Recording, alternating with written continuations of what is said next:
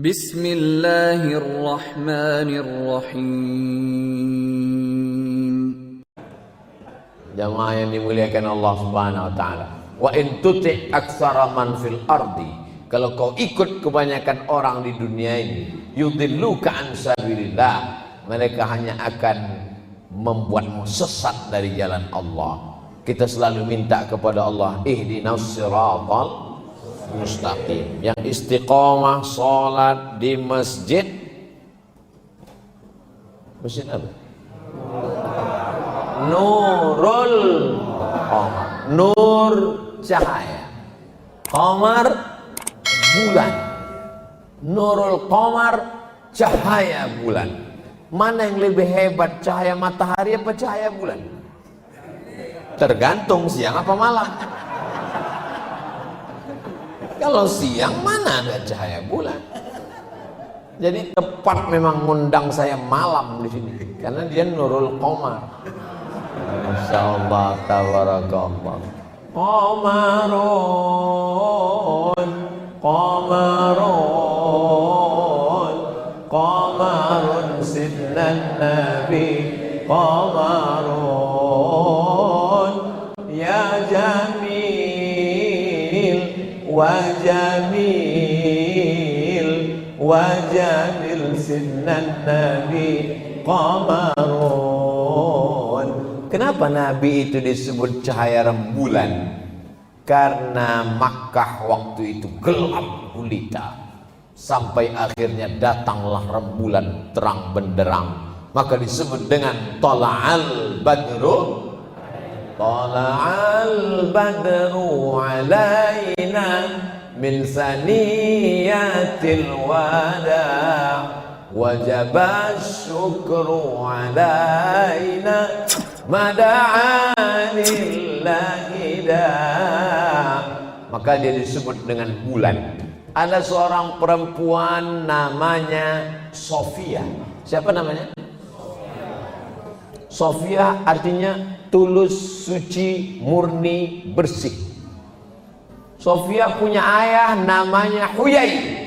Huyai punya ayah namanya Akhtab, orang Yahudi.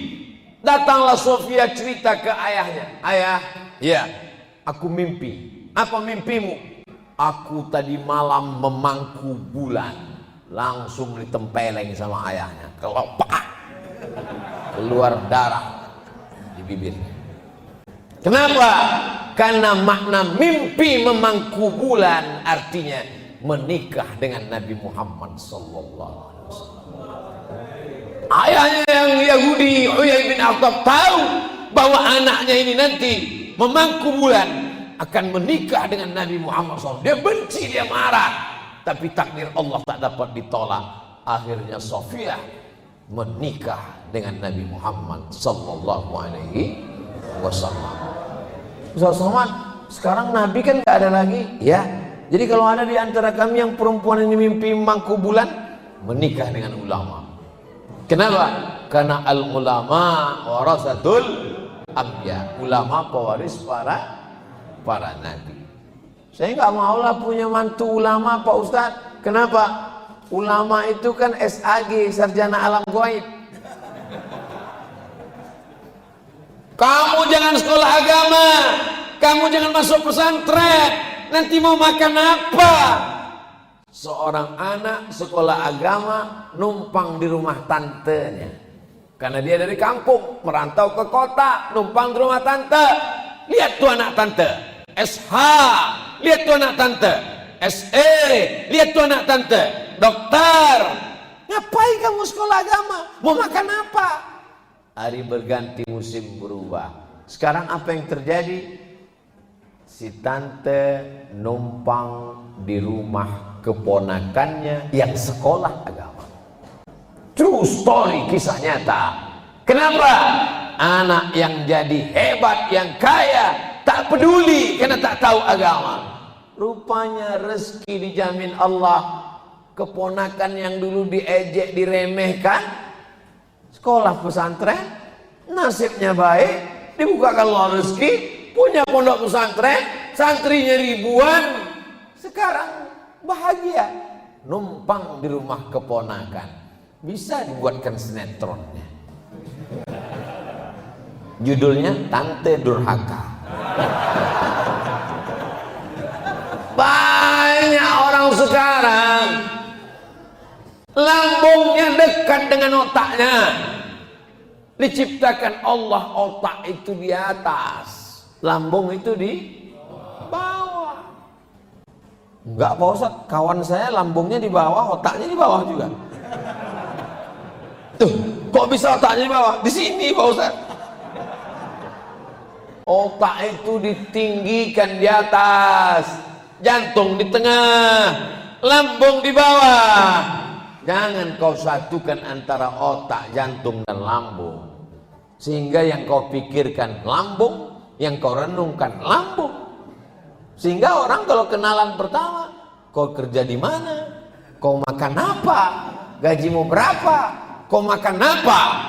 Kalau hidup cuma untuk makan, bagus kau jadi kucing Anggora. Kasih makan, lapar kasih makan, lapar mati. Hidup ini adalah perjuangan. Hidup ini adalah pilihan. Hidup ini adalah syukur. Mensyukuri nikmat akal. Afala ta'qilun? Kenapa kau tidak berpikir? Afala tatafakkarun? Kenapa kau tidak merenung? Afala tadabbarun al-Quran? Kenapa tidak memikirkan Al-Quran? Akal mesti disyukuri. Aku sekarang hidup di mana? Di dunia. Berapa lama? 63 tahun. Itu kalau ikut Nabi. Tapi kalau tidak ikut Nabi, bisa lebih cepat. Yang akan aku bawa nanti ke apa? Kepada Allah sebagai bekal. Yauma la yanfa'u malun wala banun. Hari itu tak ada guna harta, tak ada guna anak. Illa man atallah, kecuali orang yang datang menghadap Allah biqalbin salim, dengan hati yang bersih. Al-Kayyis, orang yang cerdas, mandana nafsahu, dia tekan hawa nafsunya. Wa amila lima ba'dal maut, dia berpikir apa yang akan aku bawa setelah aku mati menghadap Allah Subhanahu wa taala. Pakai akal. Banyak orang sekarang tidak sempat memakai akal. Bangun tidur buka handphone, mau tidur buka handphone, buka gadget, buka TV, buka laptop, ngobrol tak tentu arah. Satu hari itu otaknya off. Untung Allah masih sayang. Kalau nggak sayang tertulis di sini off. Nggak pernah di on kan sama sekali. Dia tidak berpikir aku ini hidup berapa lama. Punya istri, punya anak yang sayang-sayang ini kan karena aku masih hidup, masih bernyawa. Kalau nanti tiba-tiba malaikat maut mencabut nyawa, aku terbaring, kaku, membisu, tak bersuara. Semuanya menangis. Papa, kenapa begitu cepat kau pergi, warisan belum dibagi? Ternyata pernah ikut membangun Masjid Nurul Qamar. Allahu Akbar. Saya Pak Ustaz, Masjid Nurul Qamar itu saya nggak ikut membangunnya. Terus, tapi saya sempat membelikan AC-nya Pak Ustaz. Satu di kanan, satu di kiri. Padahal masjid ini sebesar ini, panasnya minta ampun. Masjid ini sebetulnya tidak panas. Tapi karena masyarakatnya udah penuh membludak, itulah yang membuat ini udah over capacity.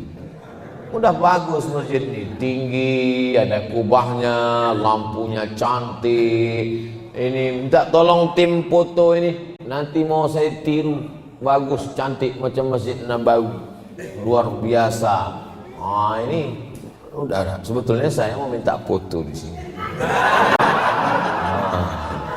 Kenang-kenangan masjidnya. Tadi dari depan kita suuzon nengok masjid. Depan kecil kali masjidnya. Sampai rubuh. Masuk ke dalam rupanya. Jangan lihat dari casingnya. Masuklah ke dalam. Jadi nanti kalau ada orang dari Balikpapan cerita, kayak mana masjid-masjid di Balikpapan? Masjid Balikpapan itu di samping ruko kecil, dijamin belum pernah masuk Masjid Nurul Qomar. Kalau dia masuk ke Ustaz Somad pernah ada Masjid Nurul Qomar, itu ketahuan belum nonton di YouTube. Syukuri nikmat handphone. Dengan apa? Silaturahim. Dengan apa? Nonton ceramah. Dengan apa? Meliput ulama. Dengan apa? Mendengarkan suara Quran. Mendengarkan apa? MP3 para qari. Dengan apa? Ada program Quran, baca Yasin, baca surat Al-Kahfi. Nikmat handphone, disyukuri semuanya. Bendanya sama, dia bisa jadi nikmat, dia bisa jadi laknat. Kamera, ini kamera yang ada di Masjid Nurul Qomar malam ini adalah kamera nikmat semuanya. Tapi kalau kamera ini hanya dipakai untuk mengambil gambar maksiat, hanya untuk mengambil perbuatan yang tak diridhai Allah, bendanya sama. Dari rahmat berubah menjadi laknat. Itu motor-motor yang parkir di luar, itu motor-motor yang rahmat, yang disyukuri semua. Kenapa? Dengan punya motor dia bisa ke masjid. Dengan pakai motor dia bonceng temannya untuk sholat ke masjid. Dengan punya motor dia sudah sampai ke masjid sebelum azan berkumandang, sudah duduk. Azan jam 12, jam 11 dia sudah sampai. Pas ditanya, kok cepat kali datang? Salah tengok jam. Jamaah yang dimuliakan Allah Subhanahu wa taala. Tadi Ustaz Abdul Somad tausiah jam 9. Sekarang sudah jam 10. Pas 60 menit. Tapi unik di Masjid Nurul Qomar. Kalau tuan pergi ke Makkah, jangan lama-lama nanti jadi pertapa. Sudah lama saya ceramah, baru inilah dikasih kelapa.